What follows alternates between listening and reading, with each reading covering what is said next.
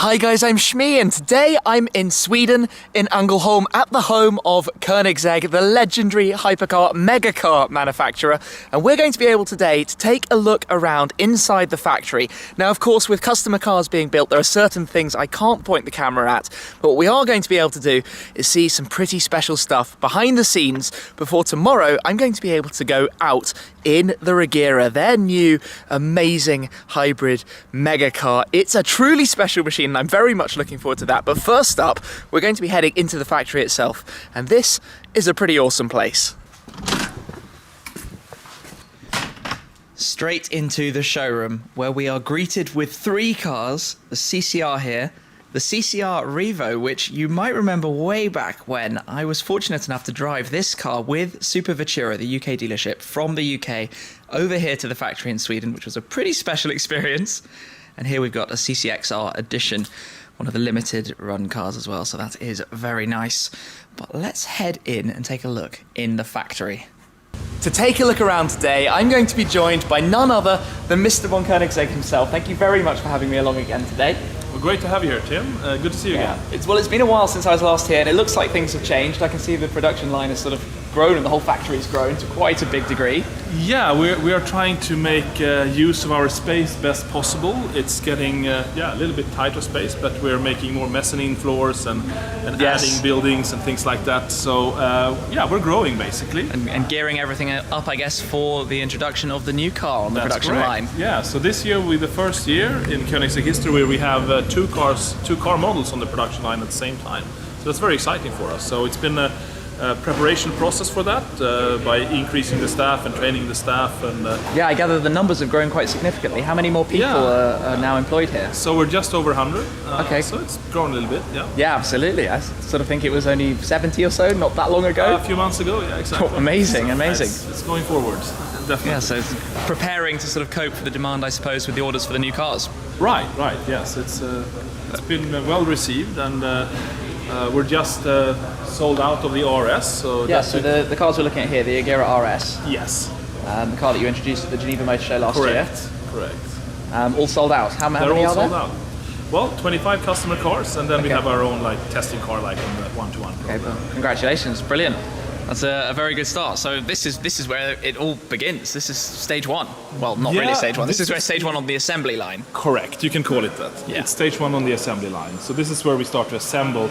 Here, basically, we don't build parts for the car. It's assembling. So in the other hangar next door is where we're creating the carbon fiber pieces. We're doing the painting and polishing and cutting and grinding and so on. And here is assembly, but we also, on this side here, we make wiring harnesses, and on the other side, which we'll see later, we do the upholstery work. Mm-hmm. And then they come more and more together. This is the similar process we've been using for over quite a few years. Here we install the engine, which is being built 20 meters back there in that room. And it comes in here, and we also start up the car on this station for the first time. Make sure, so it gets started right here. Yeah, I mean the engine is run first in the engine dyno, and then it's run here. So this is where the car comes alive. Actually, before the bodyworks is even fitted to the car. So I think one of my favourite things, and this is something a lot of people will never see, is how beautiful all of the components are, even the ones that you don't end up seeing. Right. Like these parts here, I know that that's completely hidden on the final car, isn't it? It's pretty much hidden, yeah, exactly. But yet you still make it a sort of perfectly weave-matched design piece with your logo embossed on the... Right. Yeah, I mean, there is... the philosophy since the get-go of Koenigsegg has always been there is no behind or backside of things. If you open it up, it should be as nice on the inside as on the outside. It's a little bit like a Fabergé egg in a sense, or Koenigsegg or a Fabergé egg. Yeah, I see the reference. I see where you're going at. I always refer to your little babies as eggs. They are very nice eggs. And if you have that philosophy, you don't need to focus on, we need to show it, we need to make this look nice, because we try to make everything look nice regardless if it's seen or not. So if someone takes the car apart in 50 years time in a museum or something, they will say, wow, that was also nice underneath. It's a really properly made car. Yeah. I mean, there's a value to that. Parts in the centre, the manifolds, the way the carbon sort of weave comes to the V shape in the centre is all very, very beautiful. Yeah. And we have this quite unique treatment to the carbon fiber.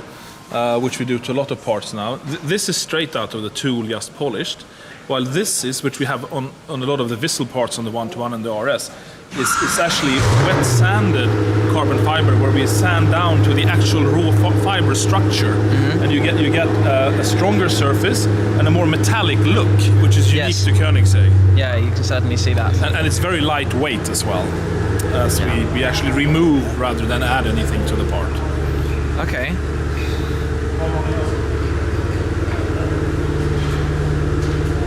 You can start to see quite a bit of it coming together. Right. Everything getting measured and lined up. Yes, that's it. So yeah, we can see our Koenigsegg brakes. So on the RS model, we have this new carrier for the disc, which is the first in the world, as far as I'm aware, which is unique for each corner of the car.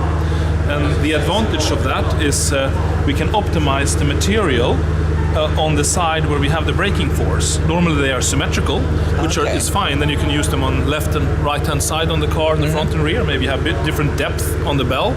But here we have taken the decision to save a few grams by optimizing them for each corner.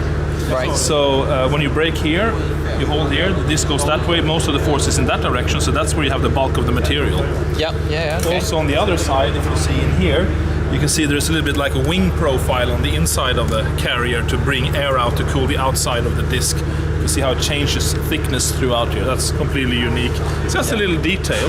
Well, that's a sort of a prime example of the entire car, the sort of level of engineering sort of focus you place on it. Right. And the same thing with the brake calipers.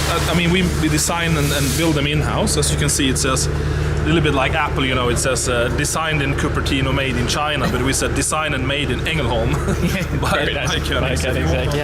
And what's unique about them as well is that they're also uniquely made for each corner of the car. Every part is asymmetrical for the purpose of its position. So you can't turn this upside down and move the tube around here and put it on the other side, because that would add weight, because we would need material for things we don't need on this side.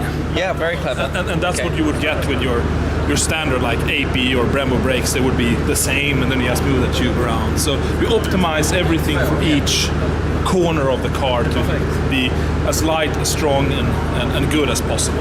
And of course, the brakes have proved themselves. We have the world record in stopping from 300 kilometers per hour to 0, so they're really massive and working well. Very unique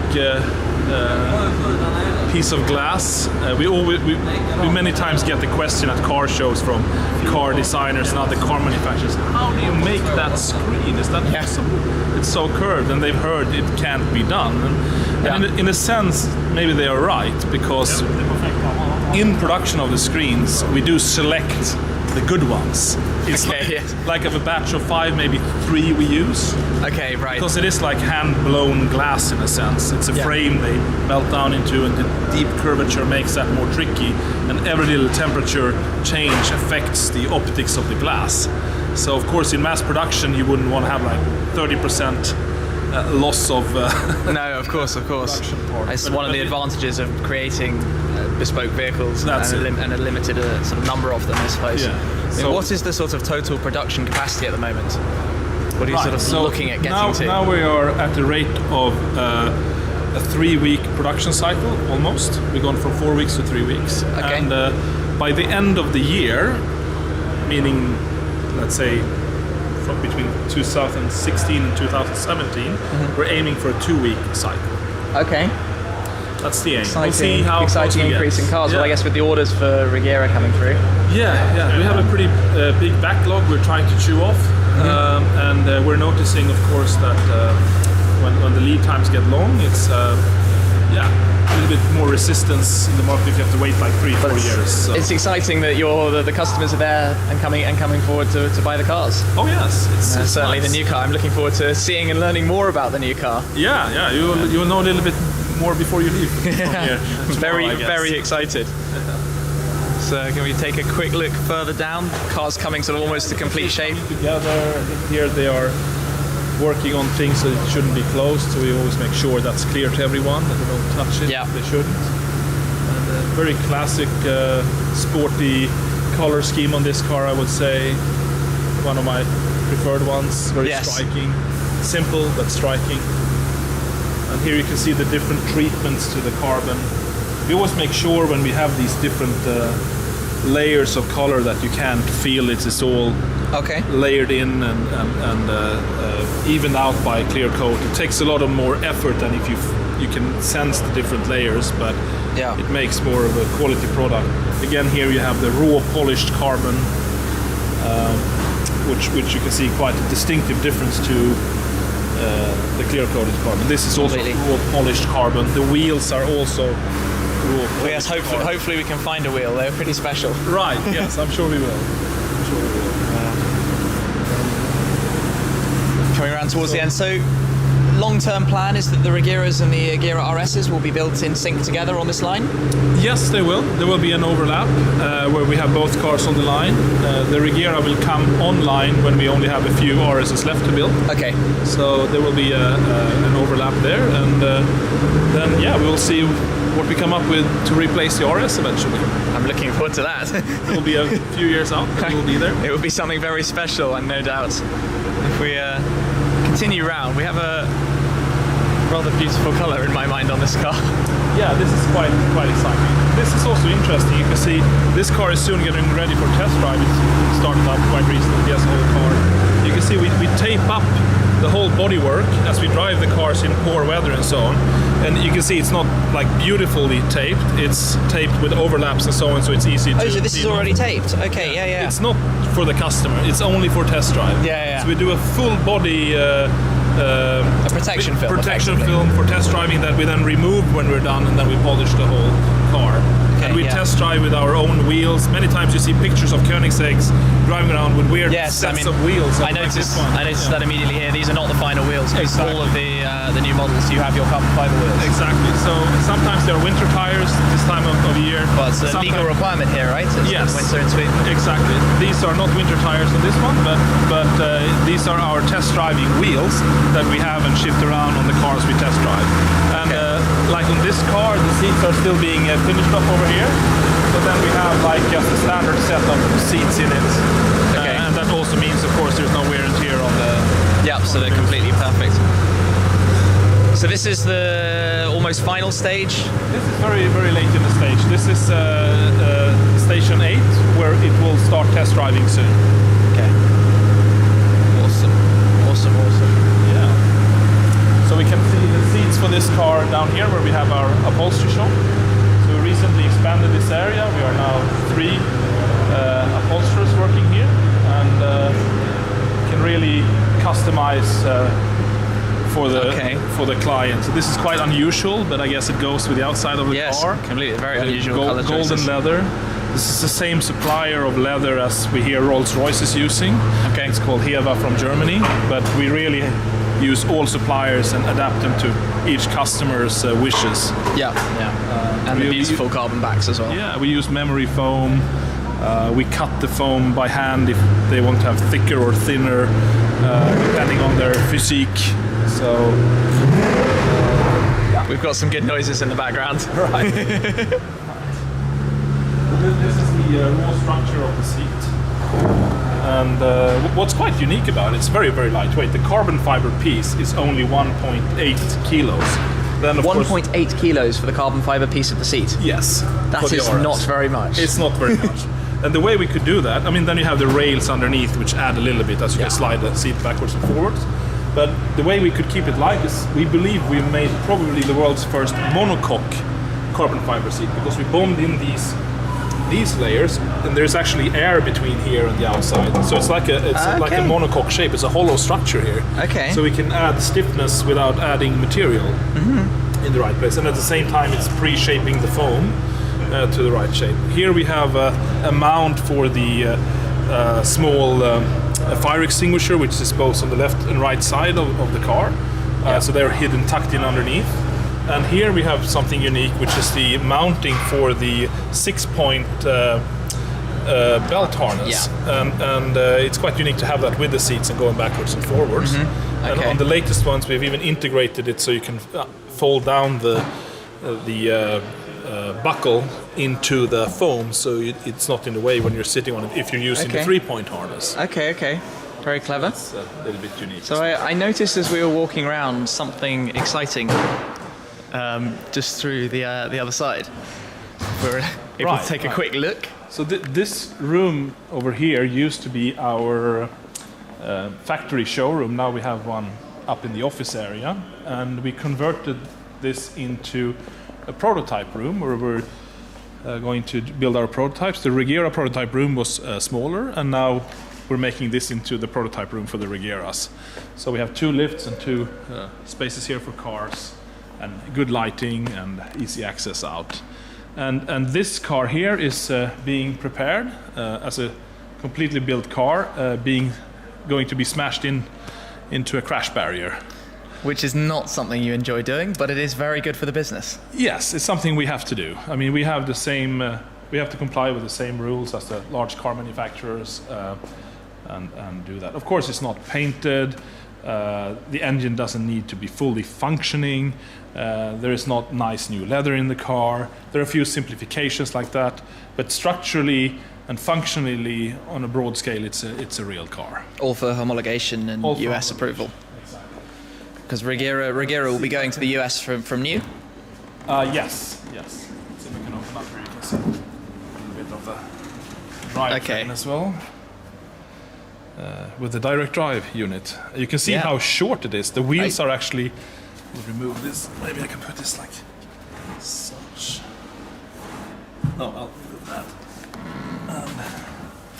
And you can see, how short the overhang basically is. The furthest back part is the tyre. Yeah, and in this car, for the first time, the engine and there's no gearbox, the engine and the transmission are not load-carrying members. They are mounted on active rubber mounts, so we have less of the engine sounds going into the car. You still hear the rumble of the engine, but less of the mechanics. Okay, I'm with you. So it goes hand in hand with a little bit more GT-esque character of the Regera. Okay. So I'll take that. Got it? Yeah. I'm looking forward to learning a lot more about this car itself tomorrow. Of course. This you can see. And that will be all hydraulically connected for the impact as well. Awesome. Well, it'll be sad the way the car has to go, but it'll be very exciting that it will ultimately mean we'll see more of them, especially around the USA as well. Exactly. Which is a very big thing. So here we're making pre-production wheels for the Regera. We're learning the ropes, how to build them really quickly. We've gone with a very intricate This is straight design. out of the tool, so it's some what do you call it, flashy cutaway and stuff like that. The thing I immediately notice and I love about this design is how all of the carbon fiber weave points to the inside. Right. All the spokes and all the way around the outside as well. Yeah, we try to spread it around like a... And it weighs next to nothing, right? Oh yeah, you can feel it yourself.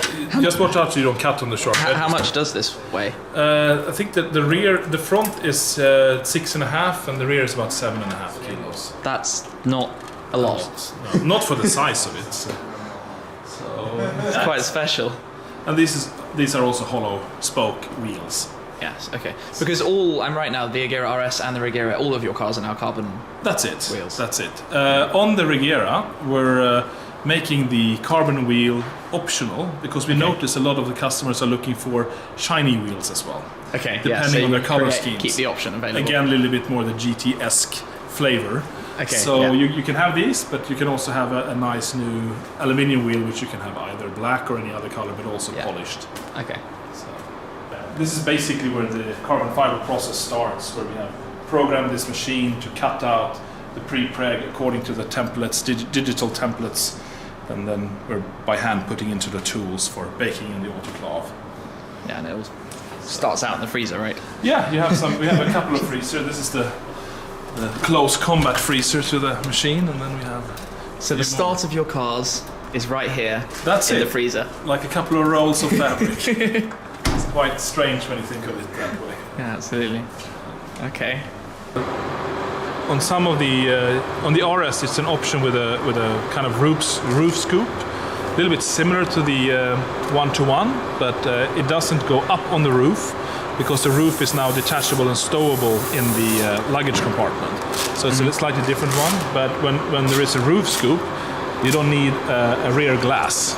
Okay. So what we do is we use the rear glass as a tool to make a carbon fiber glass and replace it with for those cars. Okay, save some weight. Yeah. Carbon fiber instead of glass. You're only looking into a scoop anyway, so Yeah, you're not going to see through it. you don't really need glass. Yeah. I noticed immediately as we come through to here, you have a lot more parts than you have done in my previous visits. Right. So things are clearly going in the right direction. We've got some wheels. Yes. So as you know, they're very light, very stiff. Something we're very proud of, very unique solution. Held effortlessly. Yeah, it's not that heavy.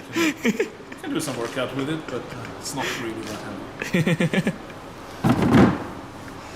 Awesome. And again, what's nice about it, it's just polished straight out of the tool. There's no after treatment, so there's no room for error when it comes to craftsmanship. You can't hide anything. It just is what it is. Mm-hmm. Yeah.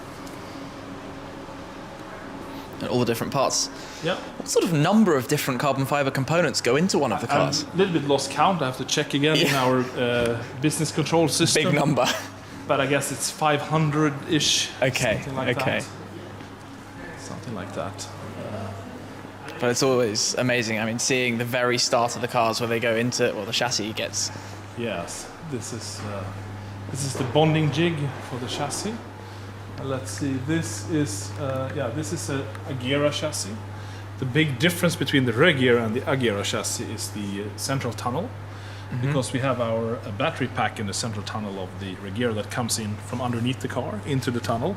Okay. So we had to make space for that, and it's very nice to have it in the center of the car, also quite far forward, because you really want the mass as much as in the center as you can. That's why a mid-engine car usually handles well, because the mass is very centralized. Yeah. To have the battery pack there and being able to fit it there was something we really fought for and managed in a really good way. And you can actually take the battery pack out and in the car in like 20-30 minutes. Okay. But from underneath with quick connects. But it meant, I mean, on the Agera we used the center tunnel as the spine for the whole electrical system, and now we have a big battery pack in there, and so we actually redid the whole electrical system for the Regera, where we went away from a centralized brain power for the circuitry to a completely distributed electrical system with processors all around the car. Right, which can be upgraded over the air. So it's very, very, very intelligent. A lot of computer power in the car, and it meant we could. It's a distributed control system in the car. You can say. Okay. So even things like wing mirrors have their own processors inside. Then we give them power, a CAN line, and then we make them think the way we want. We don't send like power signals. It's all controlled within the wing mirror or the door lock or the bonnets or the lamps. Everything.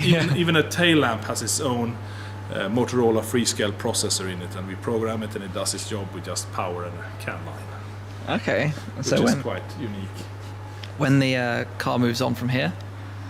Yeah, so it goes up on, well, the monocoque, when it's bonded and done on station 1, it goes up here. We put the monocoque here, and then we pre-fit the bodywork over the chassis to make sure everything aligns perfectly, all gaps are good. And many customers want custom striping and lines on the car. And the only way to get them perfect is to draw them up on a fitted body. Yes, if you try to do like a sweeping line on a door and then on a bonnet separate, you will never make it perfect. It's just impossible. So this is the only station which is kind of a little bit counterintuitive in a sense, because you put the car together looking almost like a car. Of course, there's no engine or suspension, or it's just carbon bits. It looks a bit like a car. It looks like a car, and then you draw up your lines, and then you tear it apart again. So you would never do that on a normal production line, but that's what we have to do to. Yeah, you have to take it back apart. Make them as bespoke as our customers are. Absolutely, and then it comes into the paint shop. And we're actually going to the building next door. We're going to move the paint shop over there to free up space for more carbon fiber work here. Okay. Because as you see, it's getting really, really I can see lots of front bumpers and parts. Exactly. But it's exciting. Yeah. So it's amazing to see the change in growth. Right. You know, from my first visit to coming back and having a look now. Right. So here we have the polishing department. Here you can see the luster of the raw wet sanded carbon. It gives that metallic sheen, which is I like a lot actually. I think it's quite cool. You can actually feel the fibers. Yeah? If you draw your finger backwards and forwards, you feel the fibers. Yeah, okay. And they're a little bit colder than otherwise because there's nothing covering them. What you feel here is 98% carbon fiber. The epoxy is only in the indentions between the fibers. Okay. That saves a lot of weight, gives a unique look, but it takes a lot of energy to get to that level of quality. And sort of finalizing the bodywork of a car, what sort of hours and work goes into it? So, I haven't seen the latest hours now because things are changing quite a lot.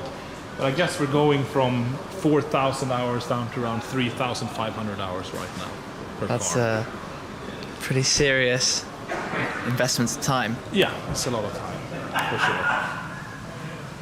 So if we walk in here, we have our engine build. This is beautiful. Here we have the Regera engine. And what a stunning engine this is. Yeah, it's quite unique with the electrification on the front. And here we're having a little bit of fun. Infinite power direction, yes, so you know which way it turns. I love that, all the small details inside. So, just sitting here is an extra 200 horsepower and 400 newton meters of torque feeding straight into the crank. This acts as a starter motor, generator, alternator if you wish, torque, power fill and battery charger all at the same time. Very multi-purpose. Yeah, pretty handy, fits well there. And then we have of course 2 more electrical motors at the rear as well. The early stages. Early stages, yes. And even here, I love this way, you'll never see that. Well, if you open up the engine, you will see it. But hopefully you... And on one test car we drove for a couple of years around 70,000 kilometers. Yes. And then we just want to have a look inside the engine. It's driven really hard as a test car just to see what it looked like inside. First of all the tolerances, everything was fine. It looked like brand new, and this was all intact. You could still see the logo. Okay, awesome. So that was pretty cool. It's actually laser etched into the ceramic coating on top. So this goldish color has this white ceramic straight underneath. So Okay. if you put your finger in here and feel how smooth that is. Whoa. Okay. And you can ask yourself, why is it not like polished to a shine? But this is the right structure to have the best aerodynamic release. It becomes like small balls of air rolling on these small, let's say, ripples, and that's the lowest friction you can have. Actually, a dirty car is faster than a polished car due to the same reason. Okay. Because if it's really polished and clean, the air sticks to the surface, and you want it to roll on the surface. Same principle in here. Look at the engine dyno. All quick connects. We can, when the engine is built and finished, we can have it up and running in about 2 hours. Oh, really? So if you look there, you have like dyno exhaust sets with sensors on them ready to be bolted onto the engine. Dyno dry sump tank system that hangs off of the roof on a swing arm and things like that to make it simple to get it up and running quickly. So you can have a good look at our more traditional rear end, where we have a 7-speed transmission, extremely durable, extremely good for high torque, lasts forever, they just don't break, which is a nice thing. And we can also see the quite bespoke shock absorber system here. So the basic structure is from Öhlins in Sweden, with our custom valving inside that we developed ourselves to get the characteristic we wanted for the car, with our own hydraulic lifting system with position sensor that we have front and rear, and with our active bump and rebound dampening system, so we can change the behavior of the car, not only ride height, not only aerodynamics, but also stiffness and bump and rebound of the shock absorbers actively. And that's all connected to the possibility of having this pre-active setup where the car through GPS knows where it's on the track and knows what's ahead. So we can reset the ride height, the stiffness, the bump, the rebound, the aerodynamics, even things like turbo boost. If we know You really don't need more power in this corner. We don't need to go up the full boost, for example. Okay. Very clever stuff there. It's it sounds more complicated than it is. It's like I'm sure it's not simple. well, you drive around a racetrack, and then you have your GPS positions, and then you notice here we would like to do a reset. We tag that. Yeah. We send in new parameters. The car resets itself ahead of time and where it's safe, and then it's adapted for that position. Okay. So it's not that complicated, actually. But it brings another dimension to what you can do, basically. Front end of the car. This is an Agera. Massive cooler. Yeah. I mean, we have the most horsepower to cool off of any production car in the world. And many of them are driven in Dubai, Saudi Arabia, and so on in summertime. So there's no compromise on cooling. No, yeah, absolutely. It also helps out as it's lying down the water radiator. It's also helping out as a crash member. And by itself, there is no other coolers here. It's no like air conditioning or oil cooling or anything. It's just sitting there in solitude, getting all the fresh air for itself. Right. Which is important. You can see here are the active flaps for the RS, similar on the 1-to-1. So this flap here can actually move down. Right. It's kind of interesting. It's if you do not consider the actuator, the flap weighs less than if it didn't exist. Okay. Let's say that the bumper structure weighs less with the flaps than without the flaps. Right. Because they are just a cutout into the bumper, and we're bending the carbon of the bumper. So the flap is the air you see between the two carbon fiber pieces. Yes. You see what I mean? Yeah. It's Nice. kind of getting a function by removing stuff. Yeah, double win. Yeah. This is the existing prototype room for the Regera. It's kind of a little bit cramped, so this will be better with a new one. This will be converted into our chassis dyno room, which we used to have in the other part of the building, but we needed to take that space for composite work. Yeah. So now we're moving it to a more correct part of the building, which is here, and then we will move this Regera and the other ones into the bigger prototype room. And yeah, as you can see, this one has winter tires. I was just about to say that's an interesting thing to note. Noticeably narrower than the standard fit summer tires. Right, definitely. It's actually our winter tire setup for all cars are actually front rims, much narrower. You don't really want wide winter tires. Not on snow. So for safety, drivability, practicality, and cost, it makes more sense to have a narrower tire. So we put the 19-inch on the rear, and then we put a higher profile to get the correct circumference. Yeah. And then you have a really good winter tire setup. Yeah. And it's incredible on snow. It's like a rally car. Really? Anyone can drive it easily, and you can look like a professional rally driver very easily. You can just slide it sideways with ease. I can imagine that's quite good fun. It's a lot of fun. Yeah. I like this your logo inside the lamp there. Exactly. So it's a little bit dirty and salty here because You're test driving this car in the winter. Yeah, we are. And it's negative degrees outside. It's rather cold. Right. But we're going to be this morning was very icy. Yeah, well, we experienced that on the way up, but we're going to be taking a proper look at this car tomorrow, which I'm great. rather looking forward to. Yes, and it has this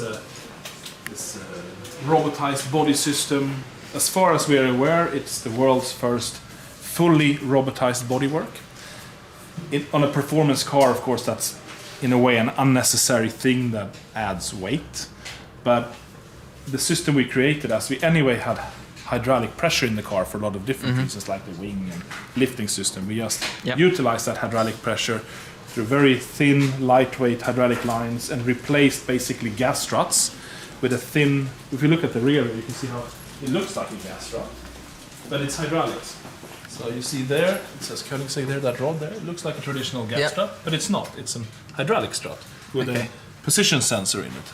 Yeah. So they weigh the same as the gas struts, pretty much, with just a thin electrical cable and a thin hydraulic hose. You can see them, how thin the hydraulic hoses are sitting off of that tube there. Yes, okay, yeah, I can see that. So the weight penalty is under 5 kilos in the whole car for fully robotization with soft closing locks. Under 5 kilos. And we felt it's worth that.